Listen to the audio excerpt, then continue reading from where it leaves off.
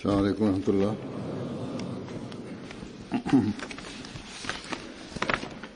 أشهد أن لا إله إلا الله وحده لا شريك له وأشهد أن محمدا عبده ورسوله. أما بعد فأعوذ بالله من الشيطان الرجيم. بسم الله الرحمن الرحيم. الحمد لله رب العالمين الرحمن الرحيم مالك يوم الدين. إياك نعبد وإياك نستعين. اهدنا الصراط المستقيم صراط الذين أنعمت عليهم غير المغضوب عليهم ولا الضالين.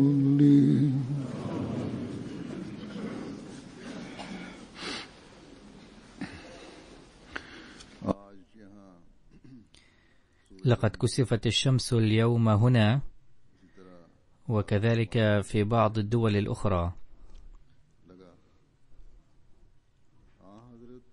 وقد وصى النبي صلى الله عليه وسلم بالإكثار من الدعاء وإخراج الصدقة بوجه خاص بهذه المناسبة. فمن هذا المنطلق قلنا لفروع الجماعة في المناطق التي كانت الشمس ستنكسف فيها أن يصلوا صلاة الكسوف كما صليناها هنا بحسب سنة النبي صلى الله عليه وسلم. لقد وصف الكسوف والخسوف في الأحاديث آية من آيات الله الخاصة،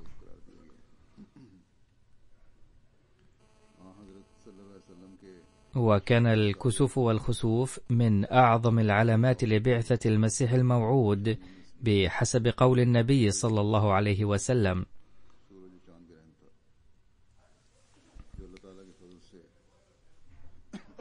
وقد تحققت بفضل الله تعالى في الشرق والغرب في تأييد المسيح الموعود عليه السلام.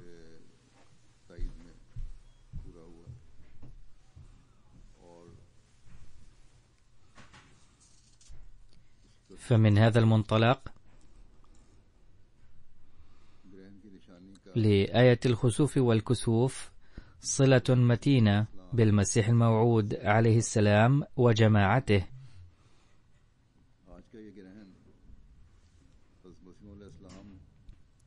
لا يمكن أن يوصف الكسوف الذي وقع اليوم علامة على بعثة المسيح الموعود عليه السلام، ولكن الكسوف والخسوف آية من آيات الله تعالى على أي حال، مع أنه لا يمكن أن يعد الكسوف الحالي بوجه خاص علامة على بعثة المسيح الموعود عليه السلام، ولكنه يلفت أنظارنا إلى هذا الموضوع على أي حال.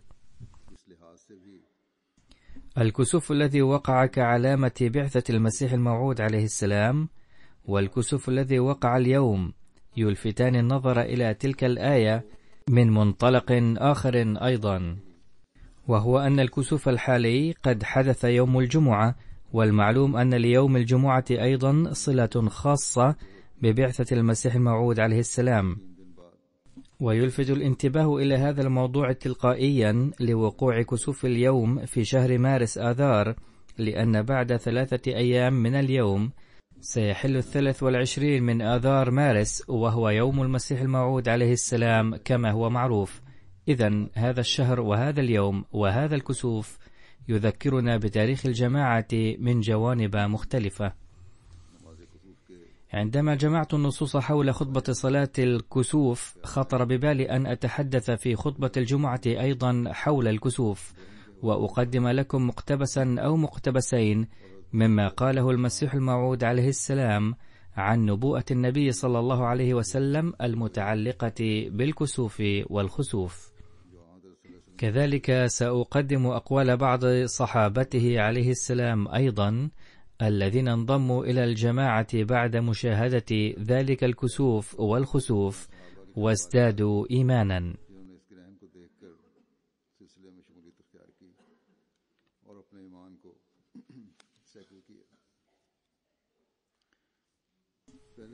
فكما قلت من قبل بأن النبي صلى الله عليه وسلم قد عد الكسوف والخسوف حدثا مهما جدا، لقد وقع الكسوف في حياة النبي صلى الله عليه وسلم أيضا، لذا هناك عدة أحاديث حول هذا الموضوع، وسأقدم لكم هنا حديثا واحدا منها.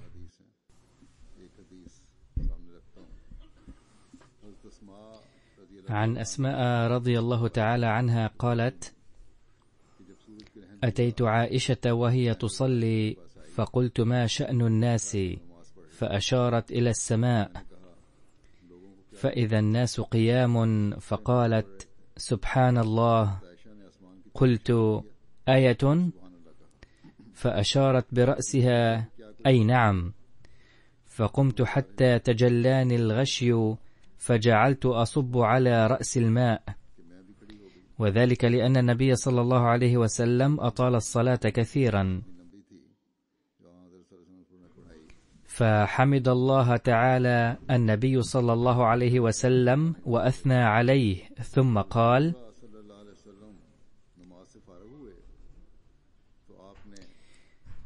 ما من شيء لم أكن أريته إلا رأيته في مقامي، حتى الجنة والنار. فأوحي إلي أنكم تفتنون في قبوركم مثل أو قريب، لا أدري أي ذلك. قالت أسماء: من فتنة المسيح الدجال.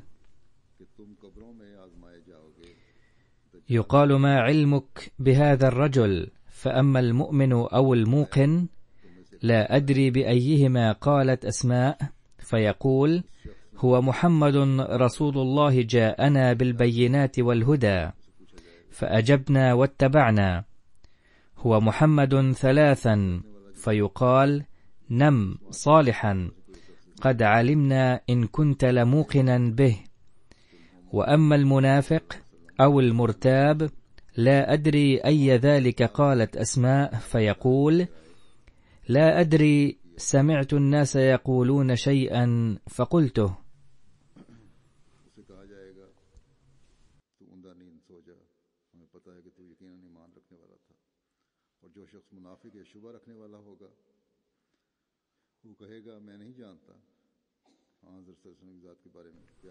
وقال النبي صلى الله عليه وسلم أيضا ما معناه: إنهما آية من آيات الله، ولا علاقة لهما بموت أحد ولا بحياته، فإذا رأيتم شيئا من ذلك فافزعوا إلى ذكره ودعائه واستغفاره.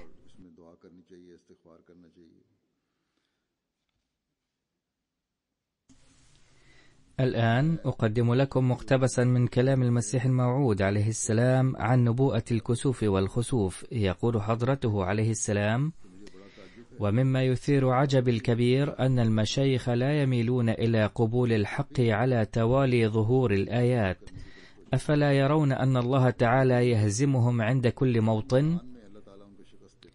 يتمنون أن يظهر شيء من التأييد الإلهي لهم أيضا، إلا أن الله تعالى بدلا من تأييدهم ونصرتهم يخزيهم ويفشلهم مرة بعد أخرى.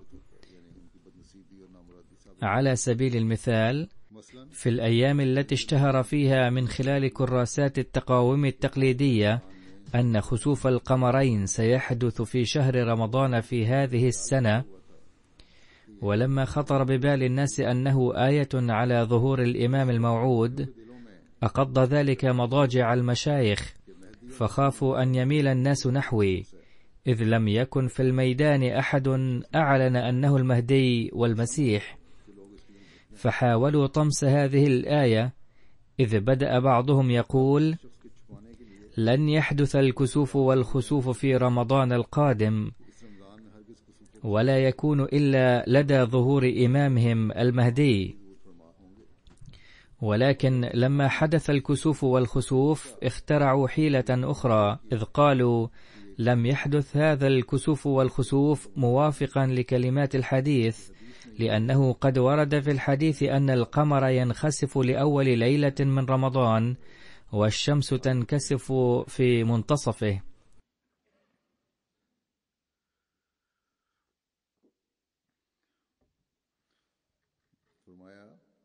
أي كان الخسوف قد حدث في 13 من رمضان والكسوف في 28. فلما أفهمناهم أنه ليس المراد هنا أول يوم من شهر رمضان، لأن القمر في اليوم الأول يدعى هلالا ولا تطلق عليه تسمية القمر، والحديث النبوي يذكر قمرا لا هلالا، مما يعني أن القمر سينخسف في الليلة الأولى من ليال انخسافه، وهي الليلة 13، والشمس تنكسف في اليوم الأوسط من أيام انكسافها، وهو اليوم 28. أسقط في أيدي هؤلاء المشايخ الجهل عند سماعهم المعاني الصحيحة للحديث، فاخترعوا بجهود مضنية عذرا آخر، فقالوا إن أحد رواة هذا الحديث مجروح.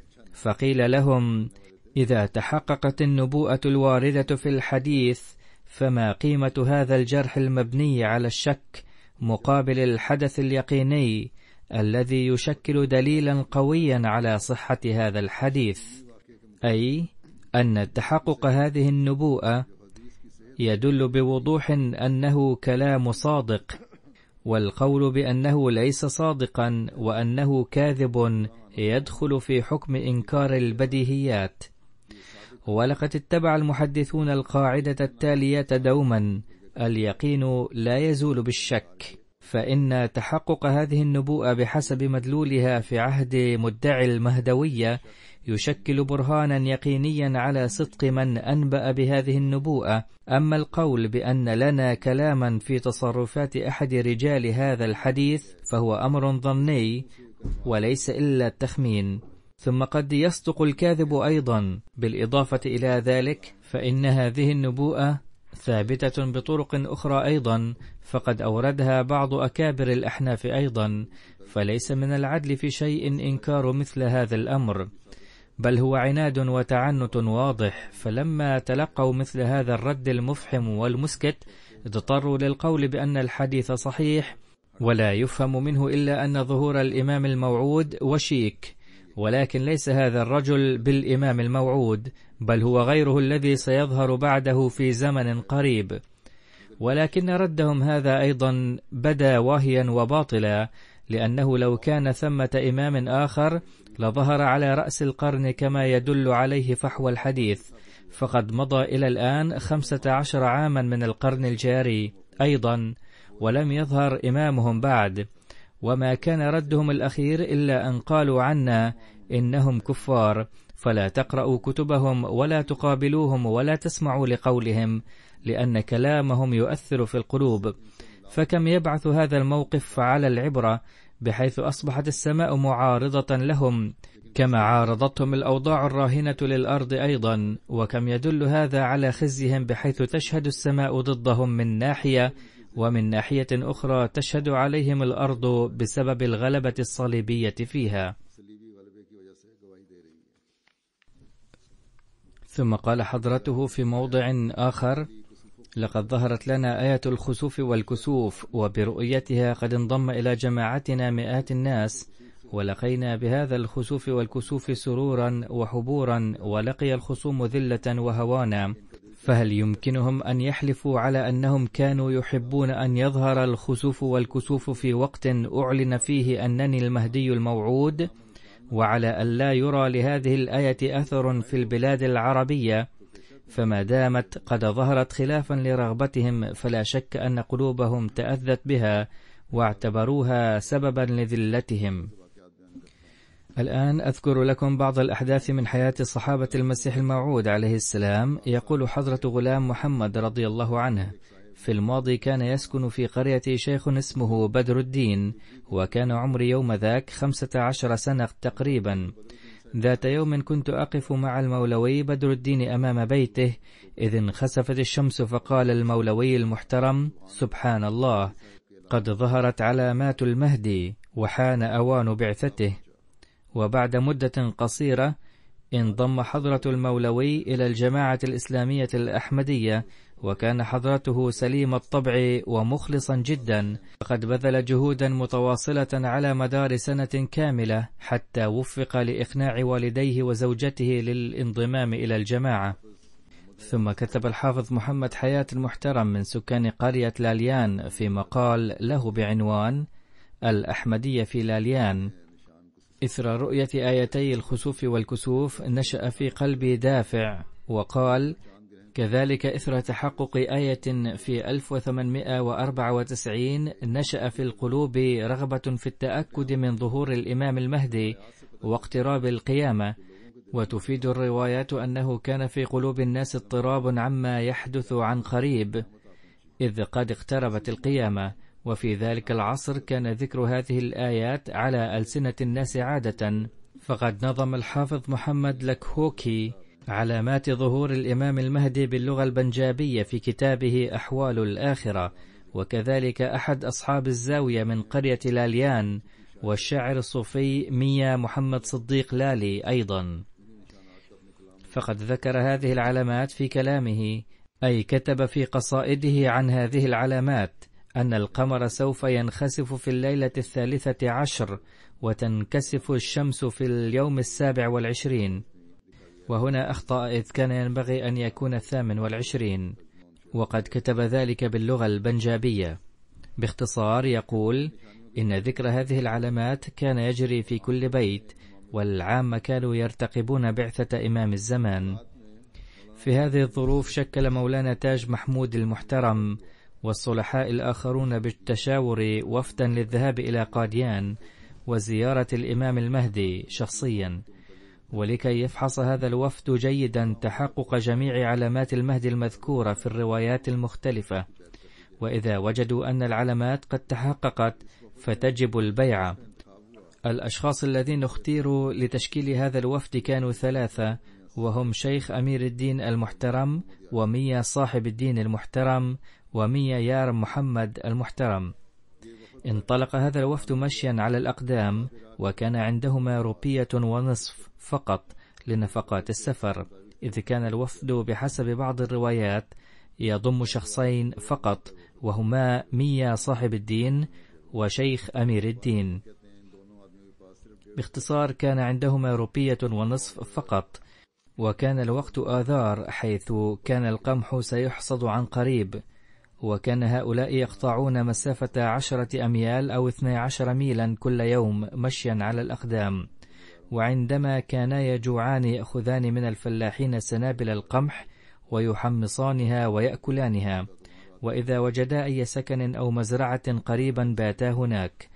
باختصار حين وصل هؤلاء 3 أو 2 بحسب بعض الروايات إلى مكان قريب من بطالة بعد قطع مسافة 150 أو 175 ميلا مشيا على الأقدام، أدركهم تلامذة الشيخ محمد حسين البطالوي فسألوهم عن الطريق إلى قاديان، وهم بدورهم سألوهم عن سبب الذهاب إلى قاديان، وعند التعرف إلى هدفهم نهوهم عن الذهاب إلى قاديان قائلين إن الذي ادعى بأنه الإمام المهدي هو كاذب والعياذ بالله، أنه قد أعلن 7 دعاوى لا دعوى واحدة فقط، فبأي منها ستؤمنون؟ فارجعوا من هنا. عند سماع ذلك رد عليهم شيخ أمير الدين، ومع أنه لم يكن متعلما لكن جوابه رائع، إذ قال لهم إذا كان قد أعلن 7 دعاوى فهو مع ذلك صادق، فسوف يعلن دعاوى أخرى أيضا. وقدم دليلا على ذلك بحسب ذوقه قائلا إنكم هنا 7 أشخاص وأنا واحد، وإذا صارعتموني جميعا وهزمتكم جميعا فقولوا لي هل سأكون في هذه الحالة 1 أو 7، إذ قد تفوقت على 7. ثم قال إن إمام الزمان يتصدى لجميع أديان العالم المختلفة، لذا سوف يعلن دعاوى أخرى، فبهتوا كلهم وقالوا انصرفا عنا، لكنهم مع ذلك لم يدلوهم على الطريق. يقول الراوي: تقدمنا قليلا فوجدنا كشكا للشاي لأحد السيخ، فقدم لنا الشاي وبسكوتا أيضا، فذكر شيخ محترم للسيخي ما حدث هنا مع تلامذة الشيخ البطالوي وسلوكهم معنا، فأبدى السيخي الأسف، ثم قال لنا: أنا سأريكم الطريق، يجب أن تذهبوا إلى قاديان حتما. ثم قال عن حضرة المسيح الموعود عليه السلام: يبدو أنه صادق في دعواه. ثم قال: نحن نعرف حضرة الميرزا. ثم رافقهم بعيدا حتى أوصلهم إلى الطريق المؤدي إلى قاديان مباشرة. وليكن معلوما أن في ذلك الزمن لم يكن أي طريق معبد إلى قاديان. وعندما وصلا إلى قاديان كان سيدنا المسيح الموعود عليه السلام جالسا في مجلس يضم عددا من المشايخ غير الأحمديين وأصحاب الزوايا في المسجد المبارك، وكان حضرته يتحدث معهم ويرد على تساؤلاتهم، وفي الوقت نفسه كان مشغولا في الكتابة.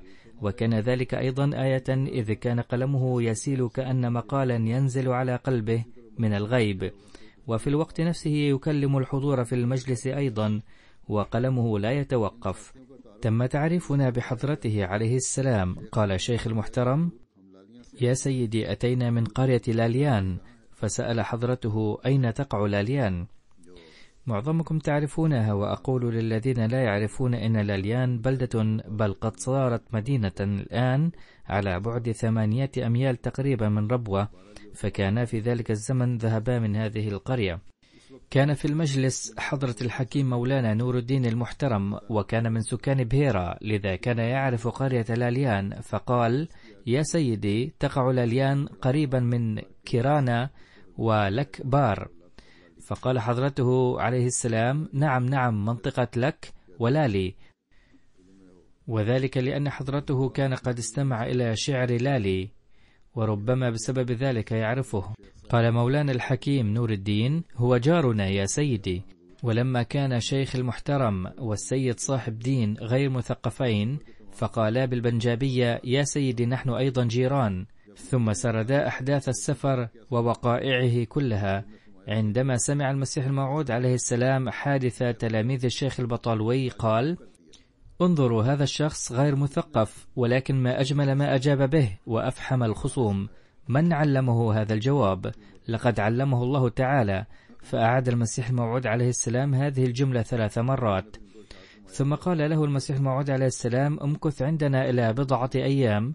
فحضر الرجل في مجلسه عليه السلام إلى 3 أيام، وكان يرافقه عليه السلام عند النزهة أيضا، وفحص العلامات التي ذكرها علماء بلدة لاليان، ورأى تحققها بأم عينيه. قبل العودة إلى وطنه حضر المسجد، وبلغ المسيح الموعود عليه السلام سلام النبي صلى الله عليه وسلم الذي وصى صلى الله عليه وسلم بتبليغه، والتمس من المسيح الموعود عليه السلام أن يأخذ بيعته. فقال عليه السلام: امكث عندنا بضعة أيام أخرى.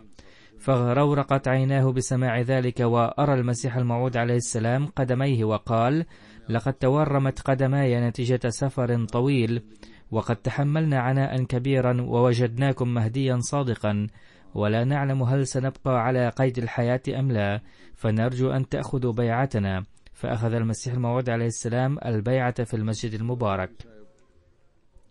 يقول السيد أسد الله قريشي عن حضرة القاضي أكبر المحترم أنه كان ينتمي إلى فئة أهل الحديث قبل الانضمام إلى الأحمدية، وكانت صلته بالمولوي برهان الدين الجهلمي جيدة. كان إماما في الجامع في منطقته، كان يعلم الناس هنالك تعليما دينيا حين ظهرت آية الكسوف والخسوف في السماء، غير أنه كان مطلعا سلفا على أن زمن ظهور المسيح الموعود عليه السلام قريب. وعندما وقع الكسوف والخسوف صار الحديث عنهما محور النقاش بين تلاميذه ومعارفه. يقول السيد بشير أحمد وهو حفيد القاضي المحترم أنه سمع السيد مانغا يقول بأننا كنا ندرس على يد القاضي المحترم حين ظهرت آية الكسوف والخسوف في رمضان، فقال القاضي: لقد ظهرت آية ظهور الإمام المهدي عليه السلام، والآن يجب أن نبحث عنه. في تلك الأيام كان سكان بلدة جاركوت يذهبون إلى مدينة جلهم للتسوق، فكلف القاضي المحترم القادمين إلى جلهم بأن يقابلوا حضرة المولوي برهان الدين ويقول له بأن هذه الآية قد ظهرت، والآن نرجو أن ترشدونا عن الإمام المهدي. فقابل هؤلاء الناس المولوي برهان الدين فأعطاهم بعض الكتب ورسالة موجهة إلى القاضي المحترم. قبل استلام الرسالة والكتب رأى القاضي المحترم في الرؤيا أن أحدا أعطاه 3 كتب للقراءة، وعندما فتح أول كتاب لهذا الغرض وجده مليئا بالنجاسة وتفوح منه رائحة كريهة جدا، فرمى به بعيدا، ثم توجه إلى كتابين آخرين رأى شعل النور صاعدة منهما، فتحققت رؤياه بوصول كتب أرسلها المولوي برهان الدين، بحيث كان أحد تلك الكتب في تكذيب ادعاء المسيح الموعود عليه السلام، وصدف أن بدأ بقراءة ذلك أولا، وعندما رأى فيها كلمات النبي بحق المسيح الموعود عليه السلام ترك قراءته ورمى به بعيدا. وحين قرأ الكتابين الآخرين والرسالة التي وجدها بحسب رؤياه تماما، ونشأت عنده رغبة في مزيد من البحث والتحقيق، فأرسل إلى قاديان وفدا يضم 3 أشخاص لتقصي الحقائق، فتشرفوا كلهم 3 بالمبايعة على يد سيدنا المسيح الموعود عليه السلام المباركة بعد الوصول إلى قاديان. وهنا أمر يجدر بالذكر، وهو أنه كما ورد في الروايات أنه يحدث مع كل واحد في كل مكان. فحين وصل هذا الوفد أيضا إلى قاديان أوقفهم الشيخ محمد حسين البطالوي وأكرمهم نوعا ما أيضا، وقال لهم: أنتم تذهبون إلى قاديان بتشجم وعناء السفر لعدة أيام مشيا على الأقدام عبثا، فلما كنتم تسكنون في أقصى البلاد لا تعرفون الحقيقة، فإن كل ما يقوله ويفعله ميرزا باطل، فارجعوا. ولم يكتف الشيخ بهذا القول فقط، بل أوصلهم إلى طريق العودة خارج المدينة، لكن هؤلاء 3 بعد انصرافه وصلوا إلى قاديان بدلا من العودة إلى بلادهم، وبعد الوصول إلى هناك بايعوا بفضل من الله تعالى. بعد ذلك بايع القاضي عبر رسالة أولا، ثم بعد ذلك جاء إلى قاديان وتشرف بالمبايعة على يد حضرة المسيح الموعود عليه السلام. كان القاضي مولى بخش جد السيد أبي العطاء الجلندهري خطيبا معروفا لفئة أهل الحديث في مدينة نوان شهر في محافظة جلندر. فلما ظهرت آية الكسوف والخسوف ذكر في خطبة له تفاصيل خسوف القمر الحاصل في 13 من رمضان المبارك، وكسوف الشمس في 27 منه، وأوضح بأنه آية ظهور الإمام المهدي، وينبغي أن ننتظر الآن ونرتقب متى وأين يظهر هذا الإمام الموعود. لقد ظهر تأثير هذه الخطبة بشكل ملموس لم يتسنى للقاضي مولى بخش الذي كان جد السيد أبي العطاء أن يؤمن بالمسيح الموعود عليه السلام، إلا أنه لما علم ابنه الأكبر مية إمام الدين والد السيد أبي العطاء عن الذي أعلن أنه الموعود، قرأ بعض كتبه وبعد تفكير وتدبر صدقه وتشرف ببيعته.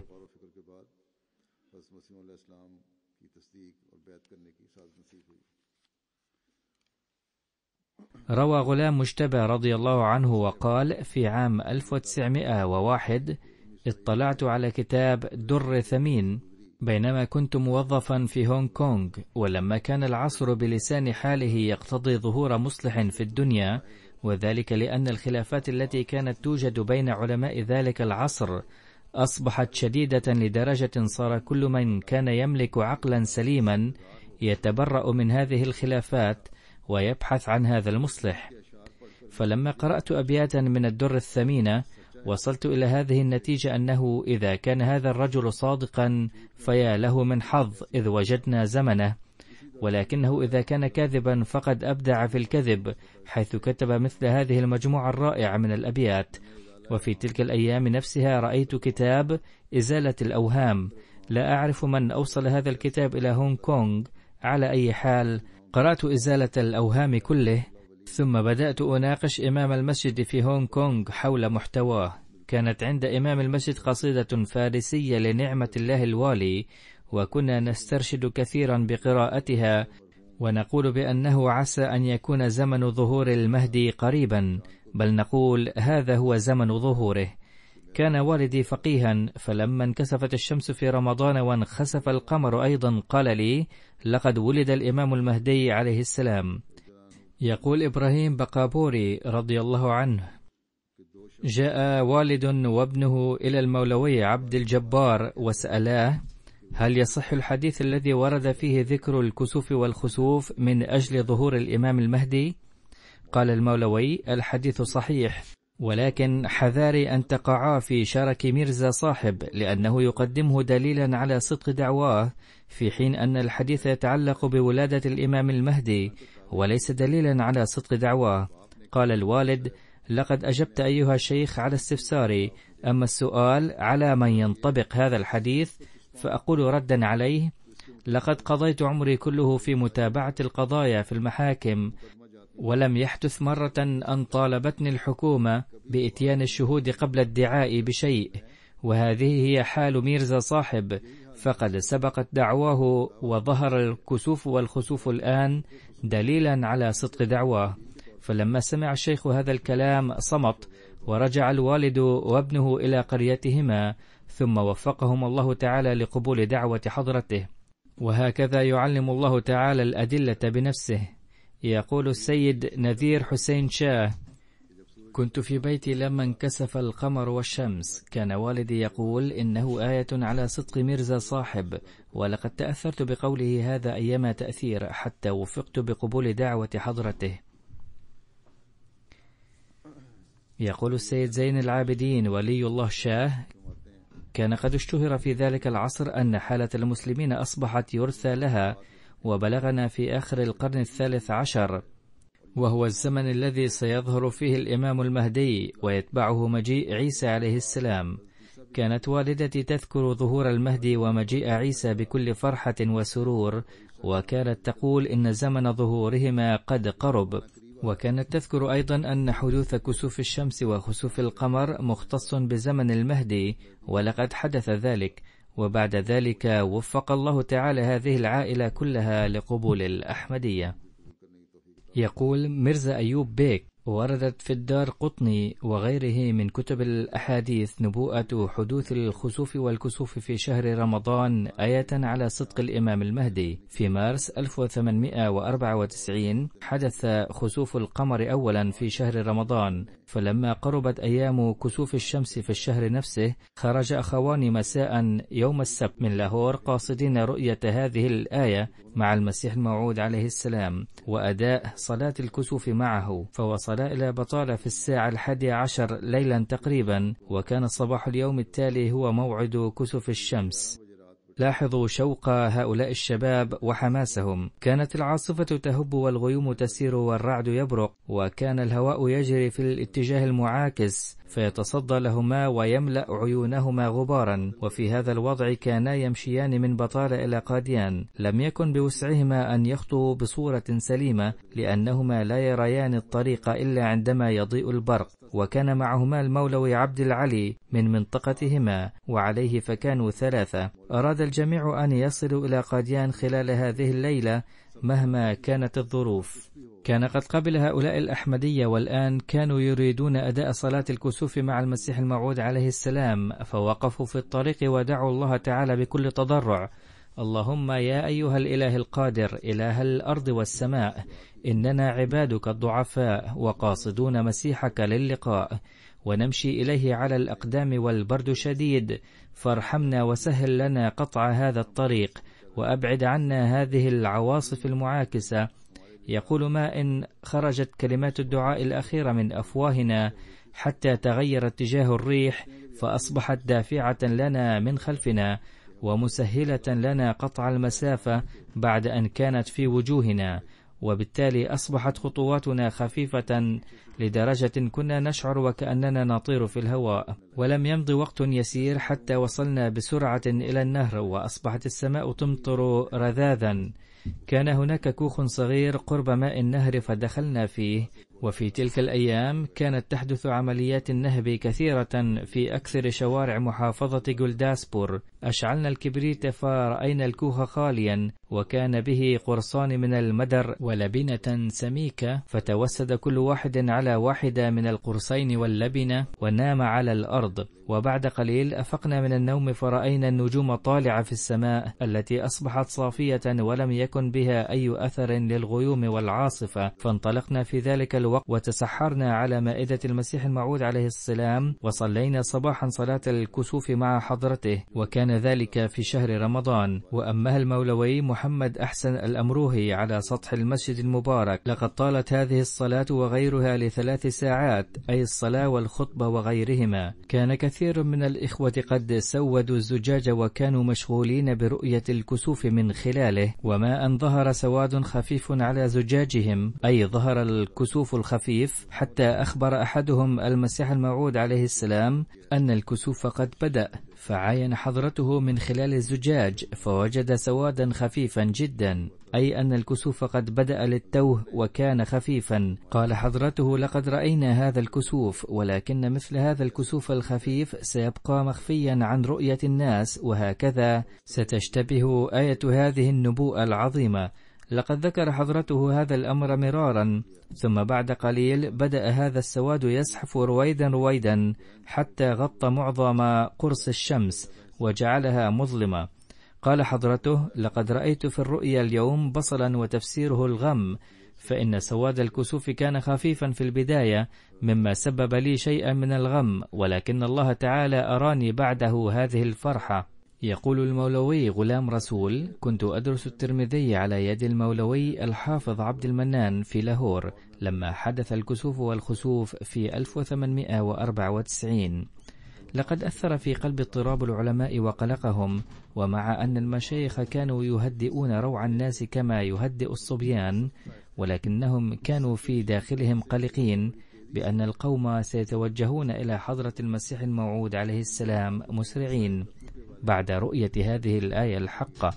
وفي تلك الأيام كان الحافظ محمد اللاكوكي قد جاء إلى لاهور للخضوع لعملية استخراج حصى الكلية، فذهبت للقائه، فقال له الناس: لقد ذكرت حضرتك هذه العلامة في كتابك أحوال الآخرة صراحة، والمدعي موجود وهو حضرة الميرزا، وهو يعتبرها آية على صدقه، فماذا ترى فيه؟ قال: إني مريض ونحيف جدا، وبعد التماثل للشفاء سأستطيع القول شيء، غير أني قد نهيت ابني عبد الرحمن محي الدين عن معارضة حضرة الميرزا، وقلت له: إن لله أسرارا مع عباده، ولكن الحافظ محمد لم يرزق العيش بعد ذلك وغادر الدنيا عاجلا.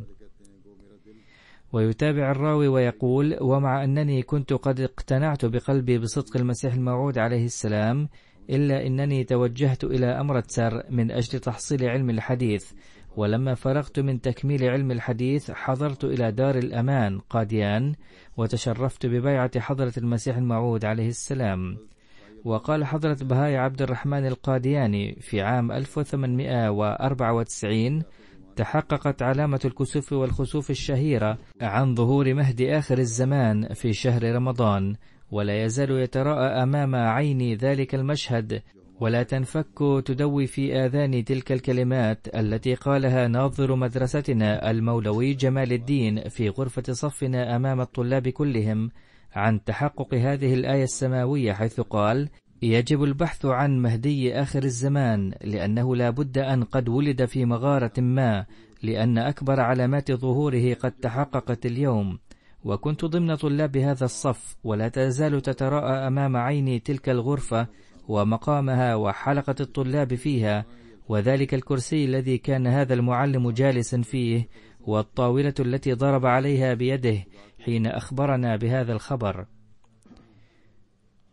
وسوف نشهد أمام الله تعالى أن الحجة قد قامت على أستاذنا المولوي جمال الدين، فإنه رغم إعلانه أمامنا عن تحقق هذه الآية، حرم الإيمان بمهدي آخر الزمان. ويتابع حضرة القادياني قصته وقال: كانت كلمة مهدي آخر الزمان غريبة لأذني عندها، وأما كلمات أنه يكون قد ولد في مغارة ما وأن هذه أكبر آيات ظهوره فكانت أشد غرابة لي. كنت أدرس في الصف الثامن فرغبت في البحث عن الأمر، لم أستطع سؤال المعلم عن الأمر خجلا وأدبا، فأردت استفسار زملائي ليحلوا لي هذا اللغز، فقصوا علي القصة بحسب عقيدتهم التقليدية والانطباعات والأفكار التي تركت علي واقعا كبيرا بسماع هذه القصة، وزادت في روحانيتي هي كالتالي: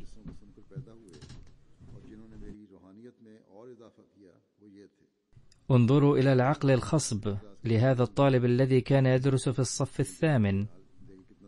أولا، التنبؤ عن أمر قبل 13 قرنا، وكون هذه النبوءة شهيرة بين الأحباء والأعداء، ثم تحققها في موعدها تماما.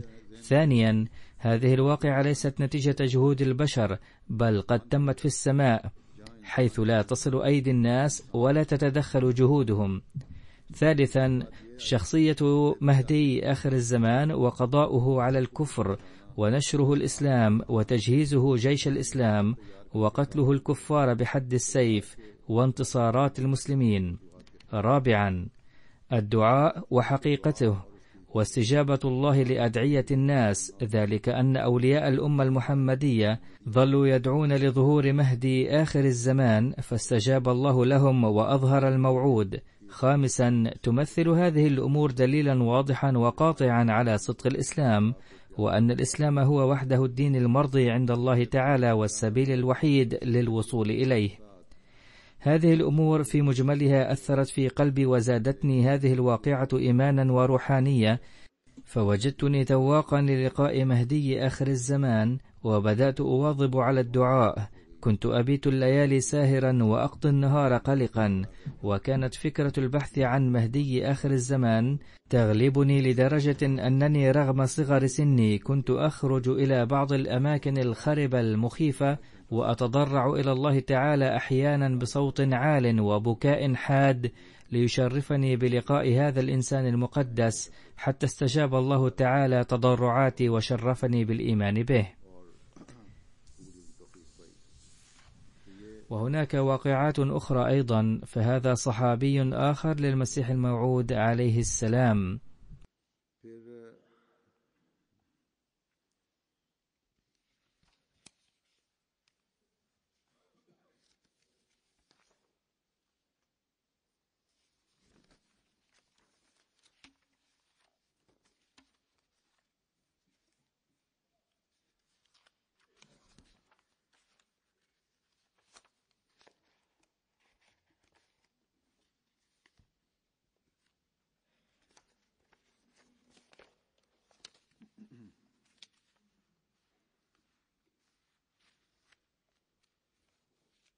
मसीह अलैहिस्सलाम के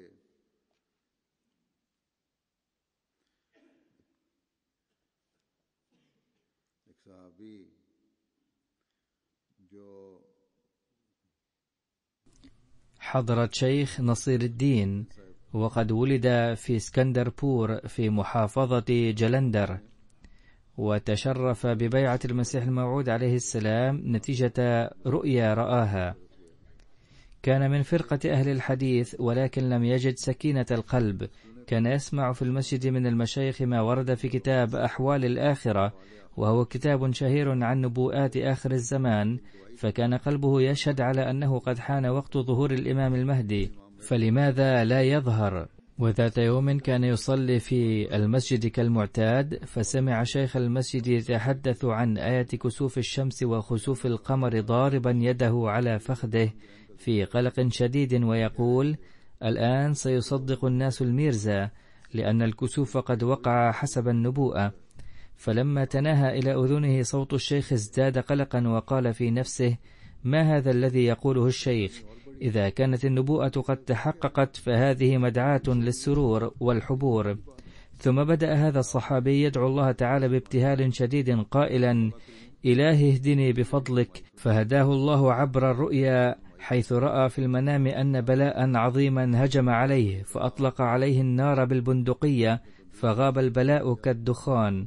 ثم إنه رأى أنه انضم إلى صلاة جماعة بمسجد في مكان مرتفع، فحكى رؤياه لشيخ فعبرها وقال: سوف تتغلب على شيطانك وتنضم إلى جماعة الصلحاء.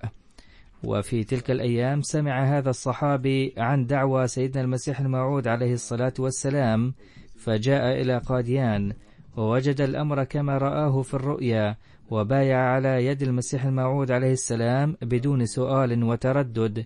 فهكذا فإن نبوءة كسوف القمر والشمس وتعليق ذلك الشيخ على تحققها أرشدته إلى الهدى. نسأل الله تعالى أن يلهم الدنيا الصواب ويوفق المسلمين الآخرين المعاصرين للإيمان بإمام الزمان بدلا من معارضته.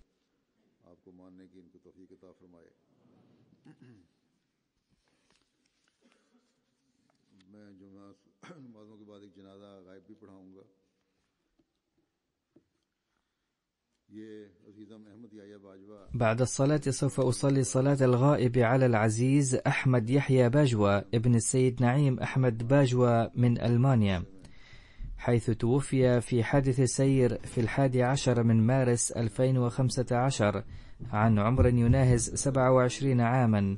إنا لله وإنا إليه راجعون. كان المرحوم قد التحق بالجامعة الإسلامية الأحمدية، ثم ترك الدراسة فيها بسبب مرض، ثم بعد 2 عبر عن رغبته للالتحاق بها مرة أخرى، فسمح له بذلك رغم أن عمره كان أكبر من المعتاد. كان في الصف الرابع في الجامعة، وكان طالبا واعدا متواضعا ومتحليا بروح الوقف فعلا. كان بفضل الله تعالى إنسانا محبوبا جدا. كان أسلوب نصحه لزملائه جميلا جدا. لقد جاءتني رسائل من زملائه القدامى والجدد، وكلهم قد أثنوا عليه خيرا، وكلهم ذكروا بأنه كان متواضعا جدا ولم يتشاجر مع أحد قط، وإذا وجد بعض زملائه يتشاجرون أصلح بينهم. كان أحد العاملين المساعدين في الجامعة يدخن، فنصحه بطريقة مؤثرة جدا فأقلع عن التدخين. كان ينصح بأسلوب لطيف وحكيم جدا، وكانت له علاقة حب وصداقة مع الجميع صغارا وكبارا.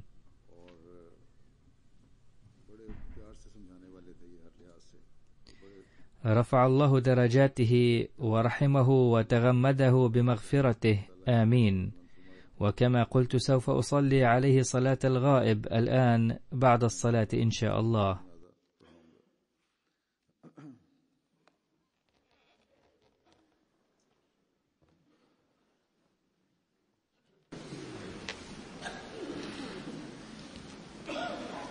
الحمد لله نحمده ونستعينه ونستغفره ونؤمن به ونتوكل عليه ونعوذ بالله من شرور أنفسنا ومن سيئات أعمالنا. من يهده الله فلا مضل له ومن يضلل فلا هادي له. ونشهد أن لا إله إلا الله ونشهد أن محمدا عبده ورسوله.